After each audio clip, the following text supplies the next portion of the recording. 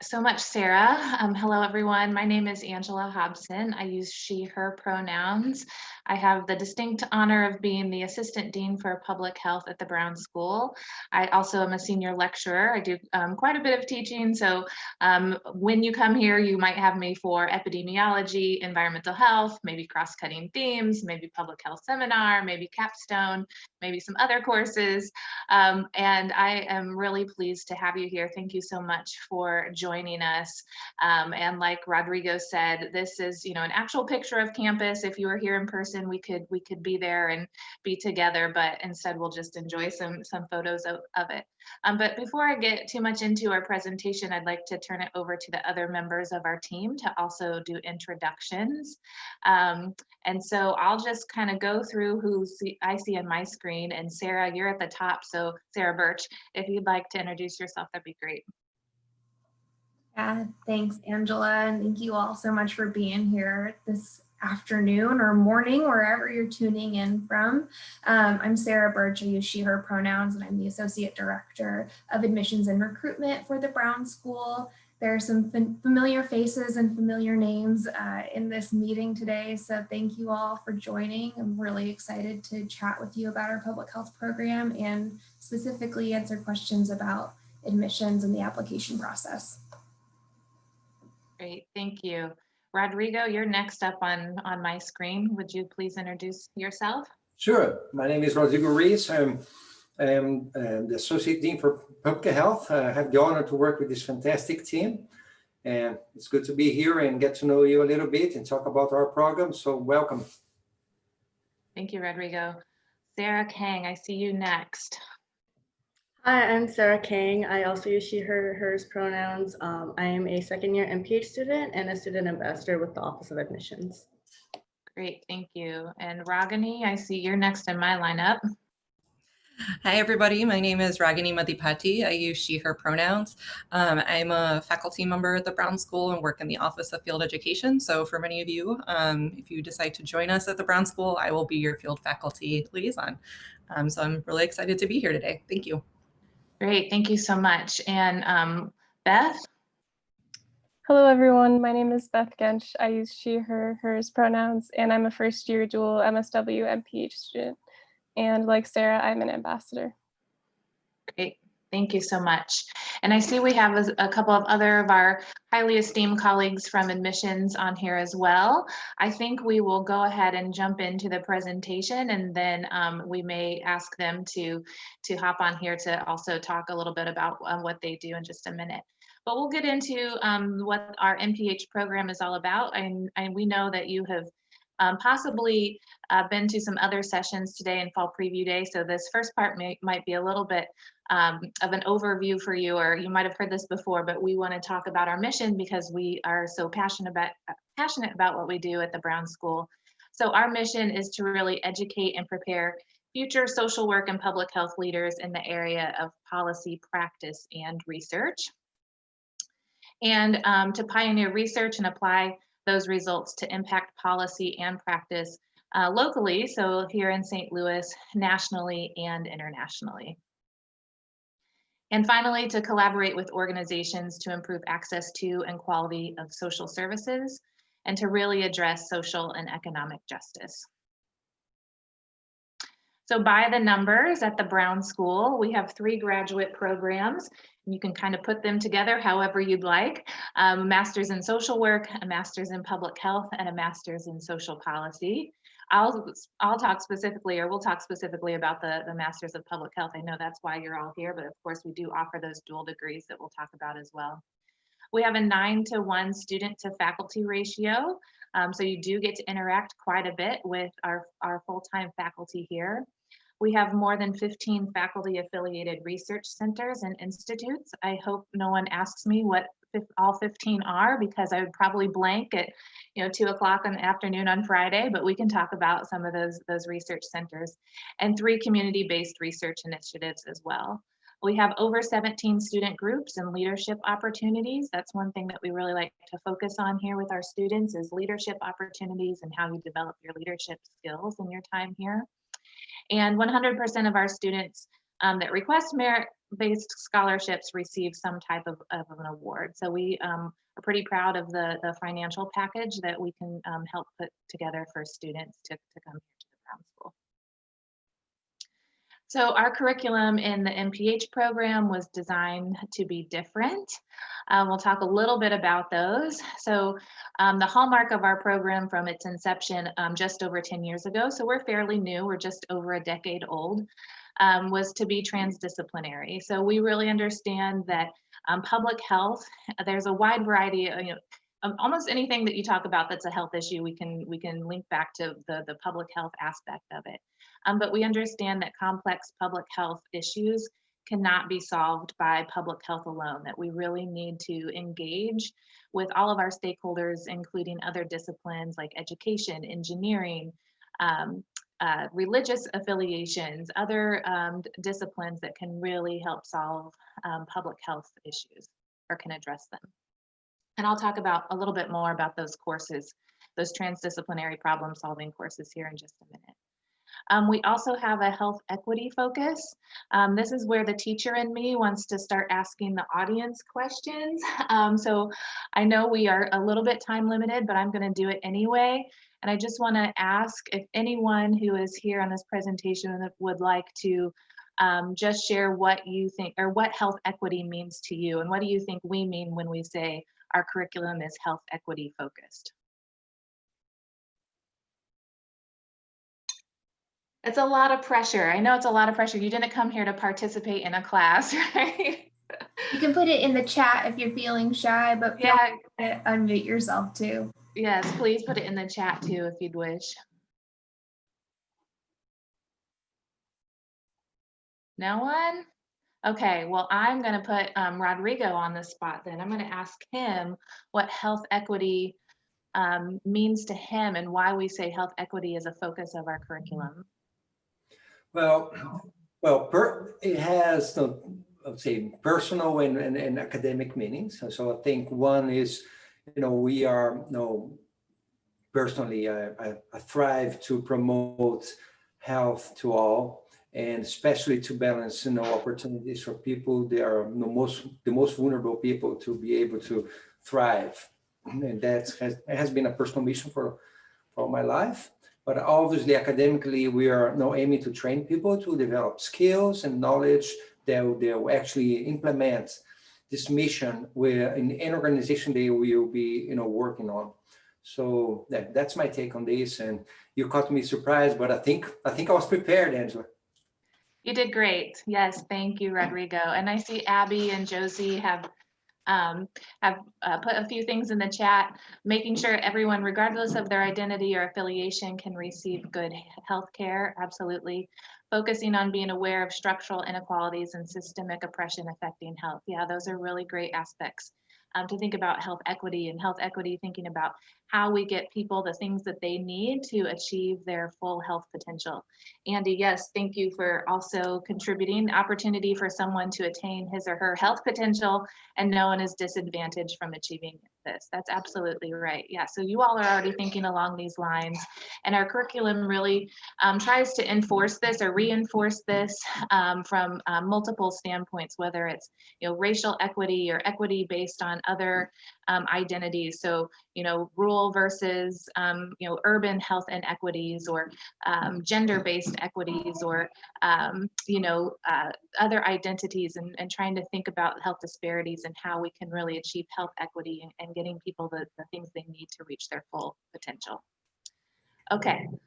Evidence-based.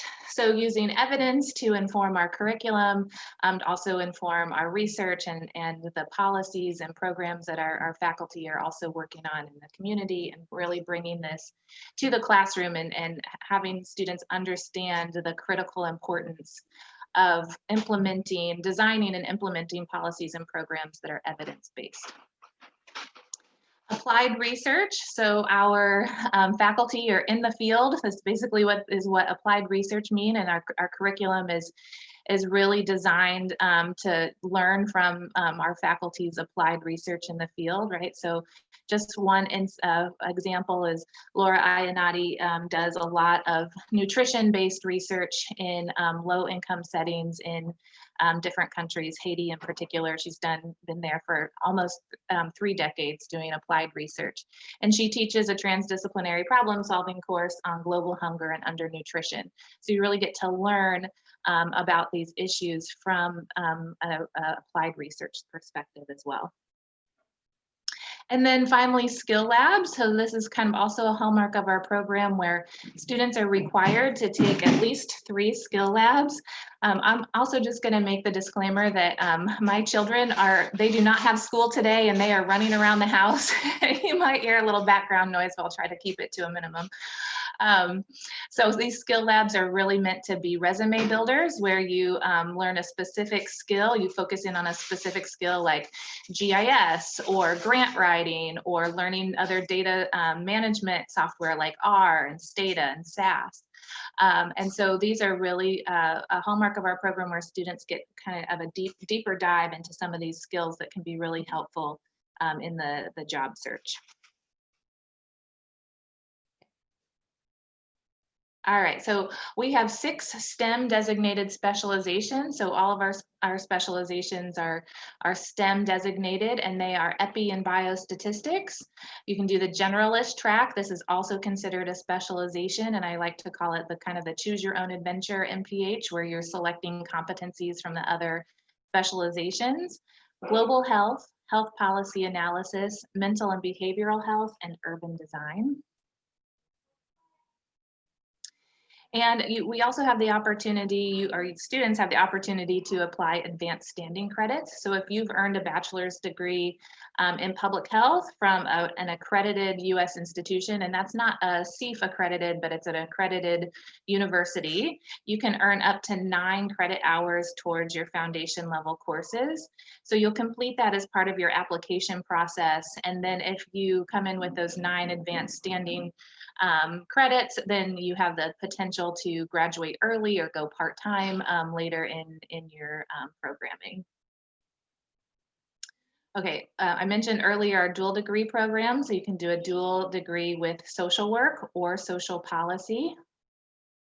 And you can apply for those dual degree programs as you're applying to the school or after you get here and you realize, you know, social work or social policy, I'm really interested in that. I want to take a deeper dive into those fields and I want to build the skills and knowledge that someone in social work or social policy would also have from the Brown School. Then you can apply within your first year in the MPH program as well.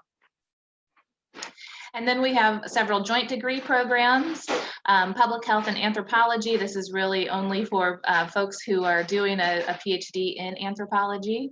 MBA, a Master's in Business Administration, a JD. We have an MD MPH program, and lastly, a joint degree with occupational therapy, so a MSOT MPH joint degree. I am going to briefly go through our coursework over a 2-year program. So we have a foundation sequence, and these are kind of the traditional buckets of public health that you might think of and where you really need foundational knowledge and skills to move on into more advanced coursework and your specialization coursework. Epidemiology, biostatistics, health behavior and health promotion, environmental health, and health administration and policy are those foundational courses that you take in your first year. You also have a research methods and additional coursework in that first year that are important to get in that first year. So research methods, planning, implementing, and evaluating evidence-based programs and interventions. We lovingly call that PIE. I did not have lunch today, so PIE is sounding awfully good right now. Public health seminar and cross-cutting themes.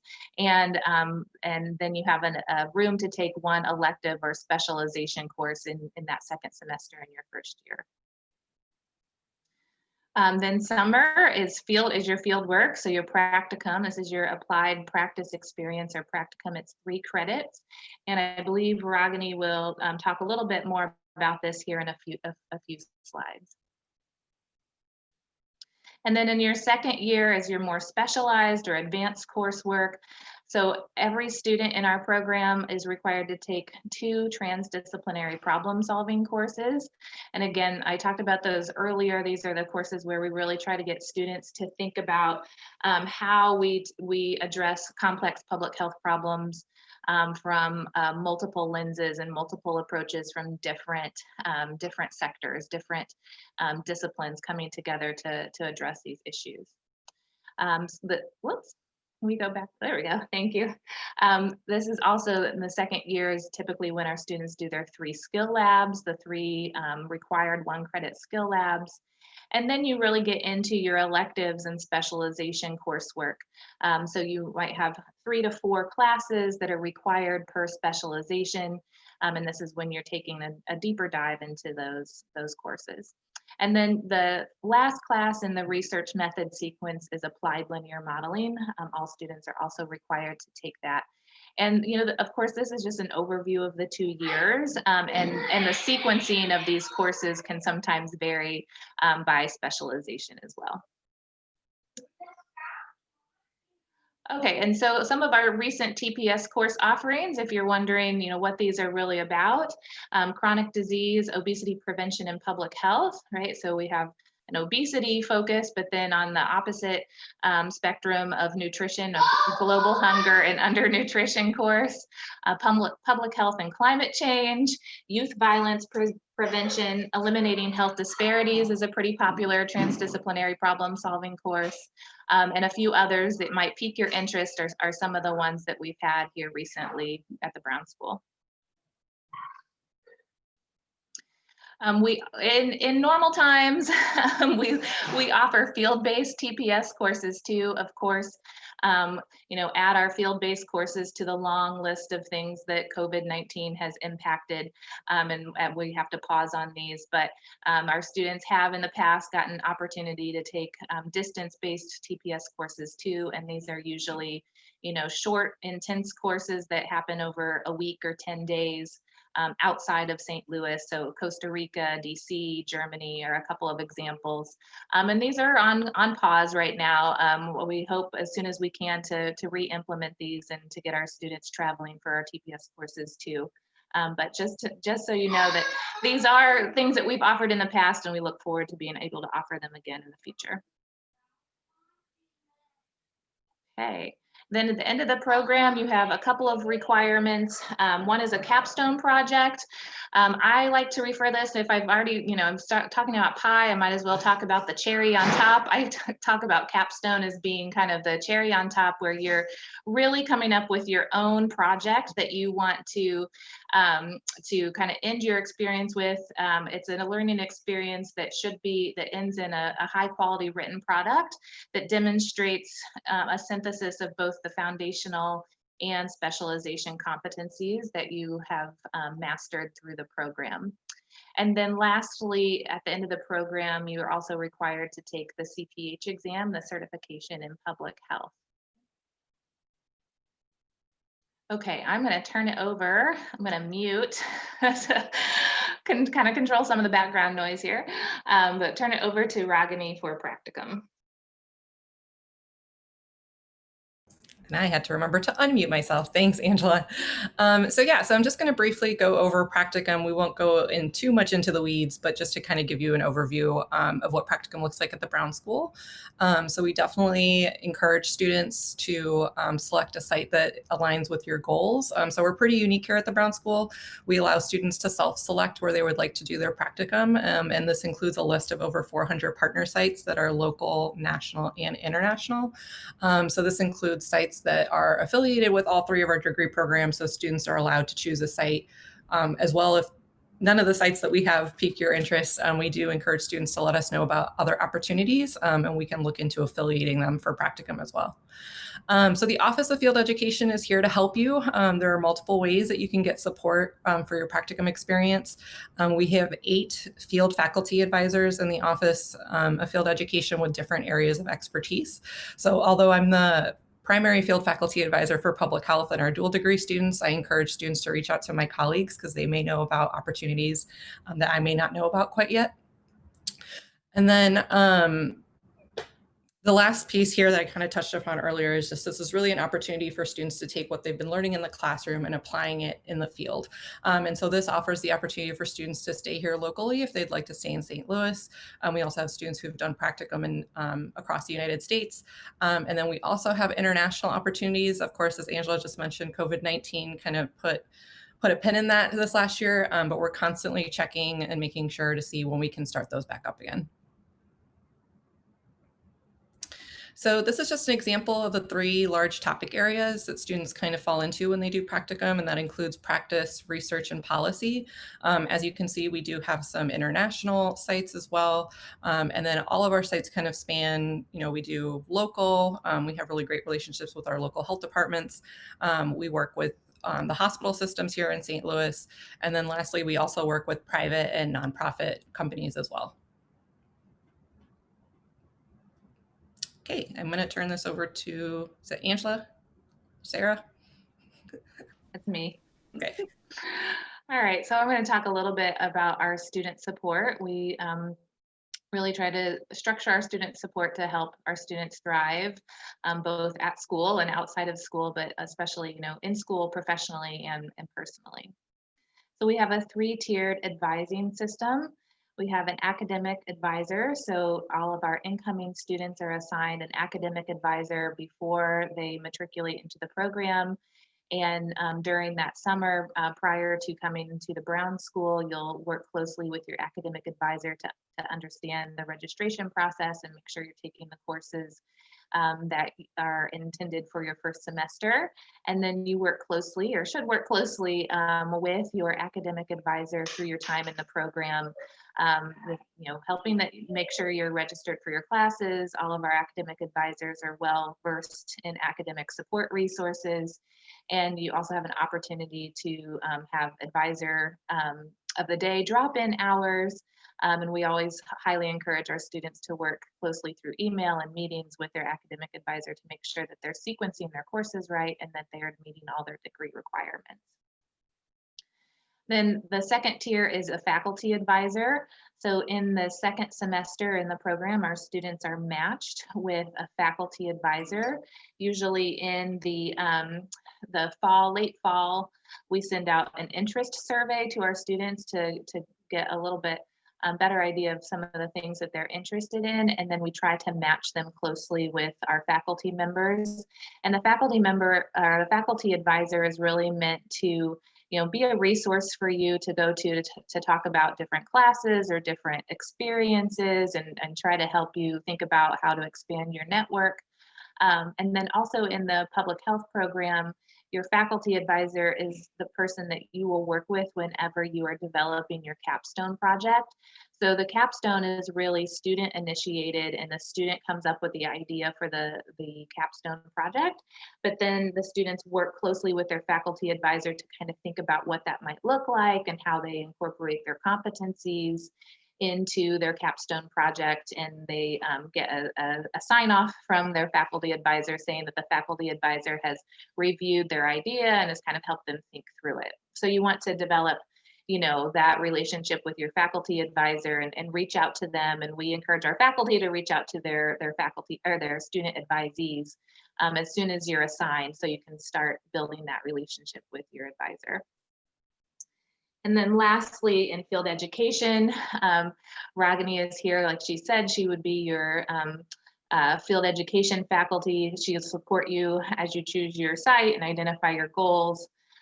She really helps students through this process of how to look for a site, how to do all the required paperwork for the site, and the requirements for what needs to be done for practicum. Okay, and then some other supports to help our students thrive. We have a lot of, within the Brown School, we have a lot of initiatives and offices of really highly motivated and passionate people who want to help our students. So we have our academic and student affairs team that offers a lot of student support, both at school and outside of school. If there are issues that come up, we have great people that can help connect students to resources on campus and off campus to help get through some of those troubling times. We have some affinity groups, student support groups and special programs that are nice for students to get a little additional support in. We have our global programs office that really supports and helps our international students as they navigate what it's like to do graduate school in the United States. We have a professional development program at the Brown School. It's the Office of Professional Development that offers professional development courses to our community partners and community members, and our students are encouraged and allowed to take those courses as well. We have the library, we have an Office of Financial Aid, we have really dedicated staff person in our Office of Financial Aid that works really closely with students on how to navigate the financial aspects of financing your graduate education. We have an Office of Career Services that hosts all kinds of programming for you to connect with alumni and employers, and they help with cover letter writing and job searches and practicing interview skills. Office of Field Education, as Ragini has talked about. We have a stat lab and a communication lab. The stat lab is peer-to-peer research or peer-to-peer mentoring in anything data related. So if, sometimes we hear from our MPH students when they come into the program that one of their biggest fears is, taking epidemiology and biostatistics. And we always try to alleviate those fears and say, it's really not that bad. And if you do struggle a little bit, we have a lot of support with your instructors, the TAs for the class, and then we have Stat Lab that offers free peer-to-peer tutoring for anything related to the homework in those classes, how to find data sets, how to code in different programs. So that support is there as well. The Communication Lab offers support for any type of academic communication, whether that's writing or oral presentation skills. We just talked about our advising. And then there's a lot of opportunities to interact and to build relationships. We always say, we want our students to be in relationship with us. We want to hear feedback. We want to try to, change things that we can improve on. So we have town halls with the dean of the Brown School, with the program deans. There's an opportunity for students when we're in person to have, coffee with the dean or caffeine with the dean. And the student leaders, and Sarah can speak to this too, have access to all the program leaders and the dean of the Brown School. And I think, as she can talk about, we're a pretty accessible group. And then maybe we do a lot of surveys, but we do really read them and try to make improvements based on our student satisfaction surveys as well.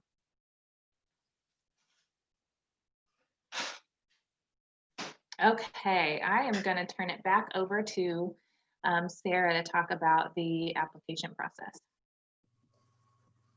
Thanks, Angela. Yeah, so if you were with me in the last presentation on the MSW program, I'm going to share a little bit of the same here and want to let you know too that if you'd like a really deep dive into the application process and some tips on submitting a strong application, we earlier this month hosted a virtual info session with tips on how to submit a strong app. So you can always refer to that, but don't worry, I will share some tips here today as well if you haven't seen that virtual info session yet. So first, what I like to talk about is how we approach reviewing applications and discuss our holistic review process and what this means for us. So of course, we're going to consider things like your GPA and your transcripts from your undergraduate degrees when we're reviewing your application. We want to see that you've done well academically and that you're prepared to move on to this next stage of higher education and furthering your education in a graduate setting.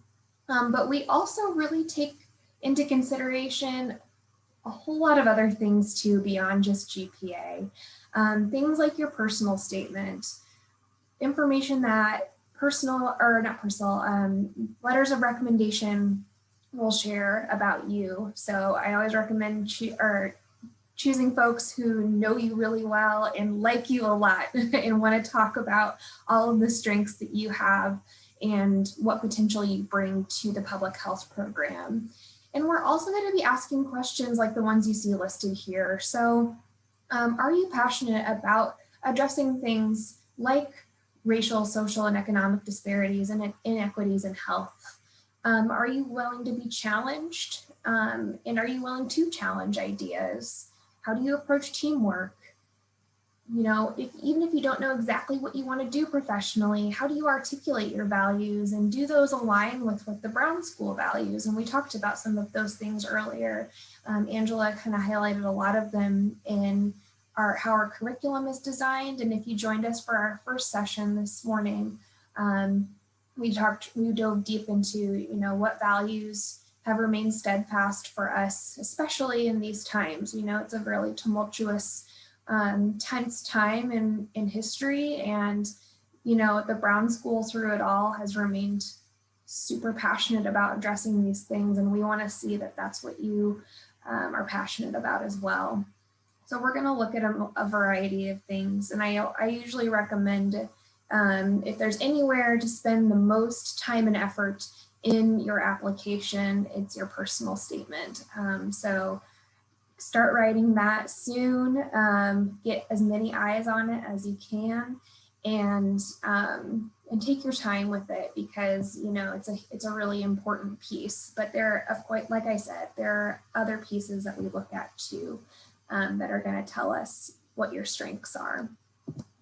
So here are the requirements for admission this year. You will see that standardized tests are not required this year, so we removed the GRE requirement for fall 2021 admission. You'll submit all of these other application components though through SOFAS, which is the common application site for schools and programs of public health. You'll see on the right side our priority deadlines, and one is coming up in less than 2 months. It's so hard to believe. December 15th is our early action deadline, and applying by that date is going to mean a couple things for you. One, that you're given priority consideration for scholarship. We award merit-based scholarship, like I said earlier, to everyone who is admitted to the program and would like to be considered for scholarship. All you'll do is, of course, submit all of these application requirements listed, but then there's also a video interview component that is really helpful for us to get to know you a little bit more as an individual, and for you to share what you're passionate about with us vocally, just beyond paper. So it's a nice way for us to get to know you and to help match with scholarship. I also want to note that the interview process may be new for folks, and so please know that one, there is a practice component to it, so you can practice doing the interview, and I highly recommend doing that as many times as you'd like before you start the assessment. And then two, in no way will the interview impact your application in a negative way. It can only help your application. So there are no, right or wrong answers. We just want to see how you talk about some of the things that we're curious about as they relate to your interests in public health and the Brown School. The other thing to mention here is that there are other deadlines that you'll see. March 1 is our regular decision deadline.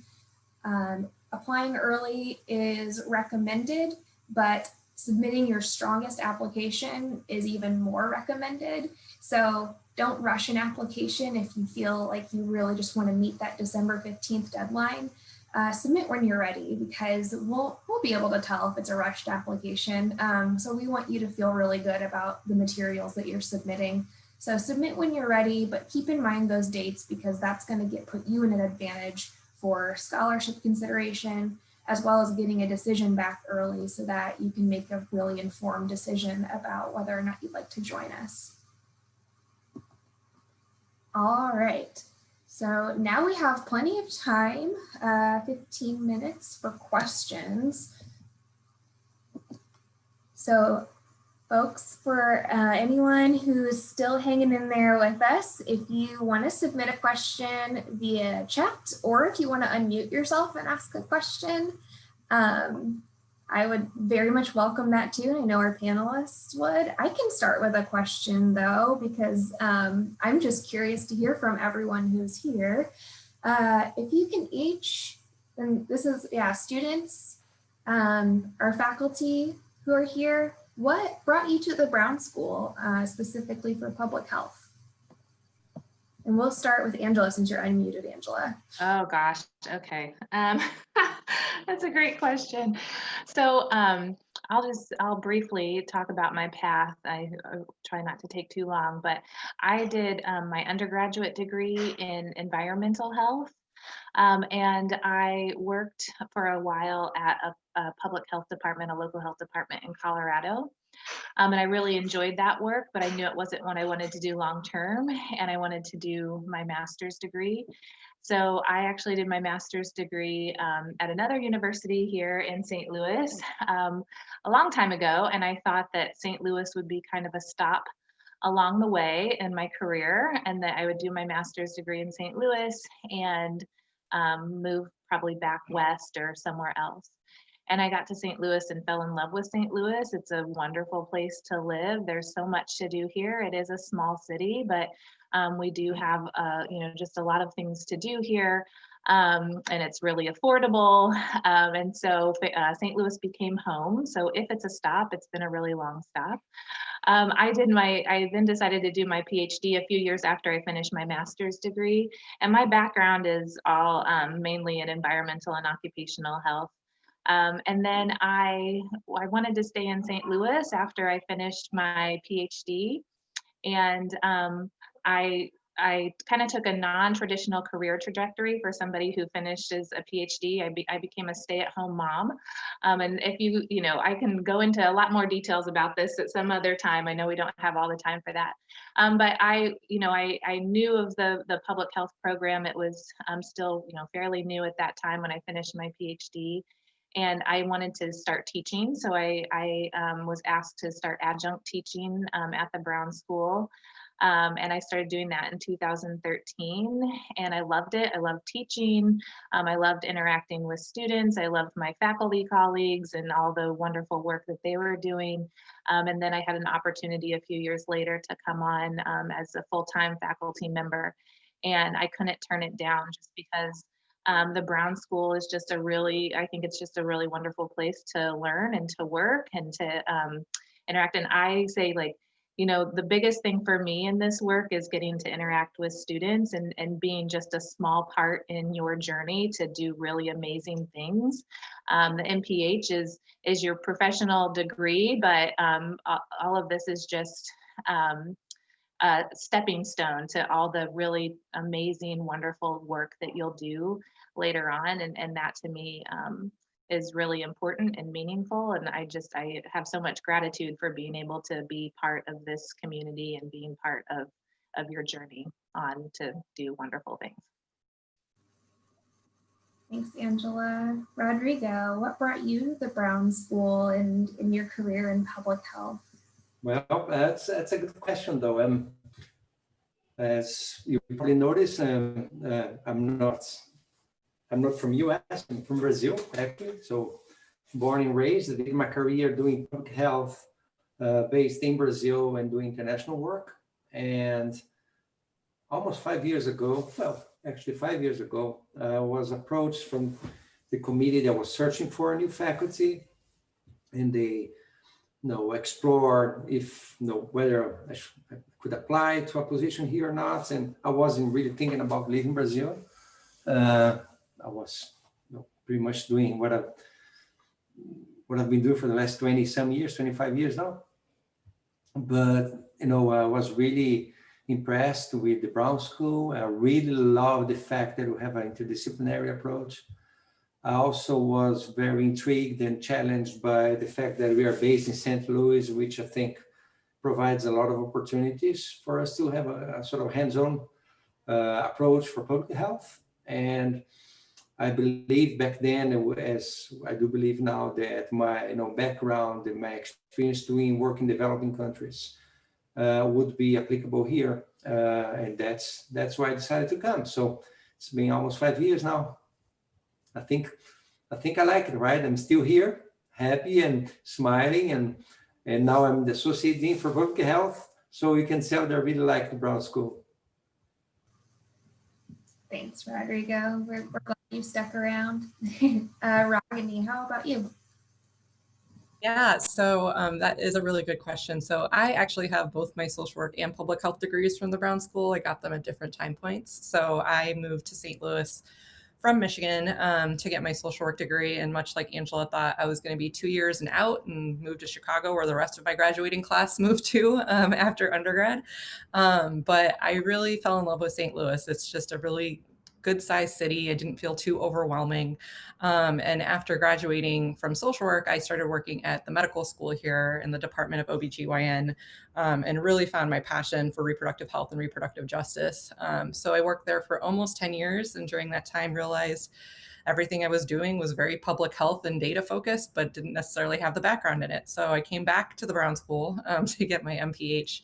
And during my time at the medical school, I also served as a field instructor, which is just your practicum supervisor for social work, public health, and medical students. And so during that time, also realizing my passion for working with students and being on that trajectory to help mentor and help them think about their professional career. So after I graduated with my MPH, which was in 2018, I actually had Angela and Rodrigo as professors when I was at the school. And that was one of the reasons I wanted to come back, is just you have the opportunity to really form meaningful relationships with your faculty members and staff members. But when I started looking for new jobs, I realized I could still be a data or evaluation person, or I could work in field education and kind of help students that way. So when this opportunity opened up, I came back. So clearly I love the Brown School 3 times and I'm staying here. And then recently transitioned into a faculty role over the summer. So it's just opened up a lot of opportunities that I just never thought I would want to do post MPH. Awesome. Thanks, Ragini. Someone earlier today in one of our sessions mentioned kind of the same thing, that they had been a student and then a staff member and then a faculty member too. So I think that just goes to show that the Brown School is a place that you want to stick around. Sarah King, how about you? What brought you to the Brown School? So I moved to St. Louis from LA by way of Connecticut, and initially I thought I wanted to do like pharmaceutical research when I was an undergrad, and so I majored in biochem. And then the more you kind of like learn about the world, and my naive eyes are kind of stripped off of how not evil the world is, and then I became more interested in policy and public health policy. And so then I was wondering if I wanted to get an MPP or an MPH, and then I realized the world of public health is so intricate that you can use public health as your foundation and kind of move outward, whereas you can go into policy through almost any avenue. And so I realized I wanted to learn more about public health and get my master's in it. I chose WashU because I'm from LA. I went to school in Connecticut, so I knew the coast pretty well, and I wanted to understand, since I wanted to work on a federal level, I wanted to understand what the Midwest was like, and what better way to do it than to work here and live here. Some of the professors I knew I would have the opportunity to work with at WashU was just kind of too good of an opportunity to give up. I've worked a lot with Angela and a lot with Ragini, and they're probably really bored of me emailing them all the time at this point, but it's really great to see. It's a good size program where it's not only like 5 people and you're kind of too close for comfort, but it's not too many people where you get lost in the middle. And so that's ultimately why I ended up coming to St. Louis. And last but not least, Beth, what brought you to the Brown School? Yeah, so I was a sociology major in my undergrad, and like Sarah King, I feel like I kind of had this veil ripped off of like naivety. Yeah, words are hard, but I kind of definitely had my worldview changed. And at first I thought I just wanted to do therapy with individuals, but then I realized that health communication was really important in patient outcomes, especially among like healthcare teams at hospitals. So that's kind of what led me to pursuing the dual degree of MSW and MPH. And even though I am a first year student, I feel like I'm already getting a lot of that overlap with health inequities, even in my MSW curriculum. So it's been really exciting so far, and I'm excited to continue. Awesome. Thank you all. And I'm glad you touched on health equity, because Josie posed a really great question in the chat. I know Sarah King touched on it, but I think I'd like to pose it to everyone here too.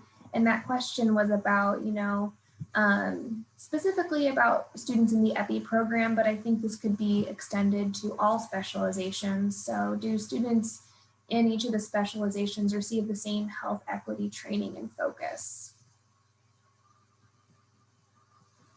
And if that's up for anyone to answer. I liked Sarah's. Was that Sarah? Sarah, did you answer it? I liked your answer in the chat, saying that, in the foundations coursework, we really try to focus on health equity and health equity aspects, and everybody receives that. And then Sarah's talking about in individual courses too, that faculty really kind of focus in on that regardless of the specialization, and you can see that like in their research and teaching. So even if you are, I shouldn't say even, but if you are an epi and biostat specializer, I mean, that's one thing that we really like to focus on, is that you can be a data person and still understand and apply and advocate for, social determinants of health and things that cause social inequities. And that's a great combination. That's a really great skill for people to have. So absolutely, if you come here and you are interested in EpiBio, we're not just gonna put you in the basement of the school working on data sets all the time, right? So you'll absolutely get that exposure. I feel like I have a concrete example of this. I'm in a quant methods class right now, and we're learning on like data management. And our professor brings in articles for us to read every week, mainly so that we can learn different statistical method, things like difference in difference or panel data. But every time he brings in a paper, it shows us how this paper was used to advance a policy argument one way or another, and why or why not the data was manipulated in a way to like showcase like either the tool that you could use or really to be used as an agenda. And so it kind of just shows how even data management is not as objective as you might think it could be. Yeah, that's a really great example. WashU undergrad actually this year read for their common reading program, Weapons of Math Destruction, which is exactly about that, Sarah King. It's about how data can be used to further inequity.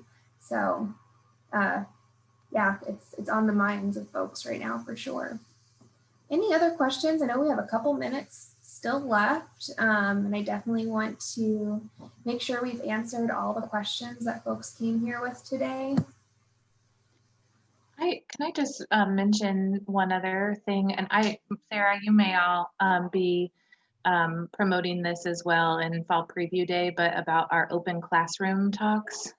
Are students getting information on that? Can I put it in the chat? Yeah, please do. Talk a little bit about that. Yeah, so back in March or April, whenever we all went virtual, we had an opportunity to create what's called Open Classroom. And this is really a project that comes out of our Office of Professional Development. But these are free 1-hour lectures that our faculty have done. So if you're interested in some of these topics, or you're interested in how some of our faculty teach, or some topics that we're working on, please go to that website. And it has I think you have to kind of look through there a little bit, but it's got all the past presentations on there that are recorded, and then you have access to any of the upcoming ones as well. So these are free and open to the public. And a lot of it has focused on COVID and racial inequities that are being exacerbated by COVID, and in Black and African American communities, but also in American Indian and Native communities. It talks about COVID and the impact on mental health. So there's a lot of COVID related talks, but then there's also a lot of other just, social work and public health areas that you could, get some sample lectures from, like, I'm drawing a blank all of a sudden, but like implementation science and how we take our programs and really, we design a program, but how do we really implement that in a community with the stakeholders that need to be at the table, things like that, things about, how we can find big data even from our living rooms at home, right? Like, we're interested in big data and how we analyze it, but how can we do that from a remote setting? So there's a lot there, and I just encourage you, if you have some time, to go and kind of explore that and see kind of some of the interest areas and the topics that our faculty are working on. Awesome. Thanks, Angela. You're welcome. Our time now, and I want to give folks some time to stretch, to get a snack. If you're going to hang with us till our last sessions, we have 3 more sessions concurrently. So you could, this next hour at 3, you could choose to go to our Master of Social Policy program overview, another financial services overview if you haven't had a chance to talk with someone in financial services yet, or you can go to the 3-2 if you are a current WashU undergrad and interested in 3-2. I'm also going to drop in here a link to our campus visits, or not campus visits, virtual visits. We can't do campus visits right now because, of course, the times restrict us from being able to be in person, but we are able to host you virtually through meetings on Zoom with a variety of Brown School community members. So if you'd like to chat with anybody in person via Zoom on an individual level and get some questions answered, feel free to schedule a virtual visit with us. We'd be happy to host you. Thank you all so much for joining. Thank you to the panel, my speakers, for giving such wonderful insight and information this afternoon, and I hope you all have a great day. Thank you. Thank you, everyone, and thank you, Sarah. I wish you all be well and safe. Have a great weekend.